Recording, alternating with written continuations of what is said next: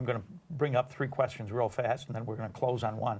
Why haven't American companies put more effort into small cars? Why so much emphasis on larger vehicles? If you sell a small car in this country, fuel is not a factor, and generally in a normal market. What I'm getting at, John, is there isn't much market incentive for a customer to buy a small car in this country because, yeah, I can sell you a small car, or I can sell you a used car that's 2 years old and a little bigger, and it has more features, and it's got leather and all the nice features that come in a larger car. And you look at this, and your fuel costs are not an issue, so no, I'm going to forget that new car. I don't want to buy that. So that leaves American cars can only now compete on the basis of price.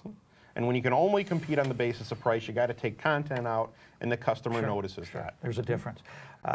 What about standards? Why some import cars they're not subject to the U.S. standards? The power of lobbying groups. You know, there was recently a lot of headlines made. There were a lot of headlines made in this country about the 35 mile per gallon CAFE standards. There were lobbying groups who pushed through a loophole in that law to allow manufacturers that sell less than 400,000 units a year to not comply. Well, basically, you know who that is? Mercedes and BMW. Okay. What about maintaining the ability to design and engineer products in this country? And we're saying products, not just automotive. Well, how do you get a young person to pursue a career in mechanical engineering when they know that you know, again, referencing another article, that work's not coming to this country. Okay, R&D is staying in Japan. Why would you become a mechanical engineer? We need mechanical engineers. Okay.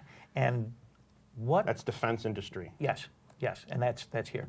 What kind of things can be done, and what kind of actions may be taken? Well, there's a bill right now. It's called House Resolution 2927. That's to level the playing field for these type of taxes. Get involved politically. Our group has met with Michigan governor candidate Verge Bonero, and Verge is very passionate and realizes the value of an industrial economy for this country. Well, let's hope you get a chance to meet with all the candidates, yes, whoever they may be, yes, and help put something like this on the agenda. Just one last pitch for people that are interested in what I've said so far. Visit our website, join our mailing list, contact us. If you've got a skill or a discipline or knowledge in this industry, get in touch with us. We want to put you in our database so that when we do get these reporters, they can come talk to someone. Or, you know, you can help us out in our efforts to get more media coverage. Sure. This program has not been about bashing. It's been about what's really going on here. And Roger, I want to thank you very much for Roger Popke. I want to thank you very much for coming on the show and the meetings we've had. And Chris Vitale, likewise, the same thing. I want to thank you so much for this.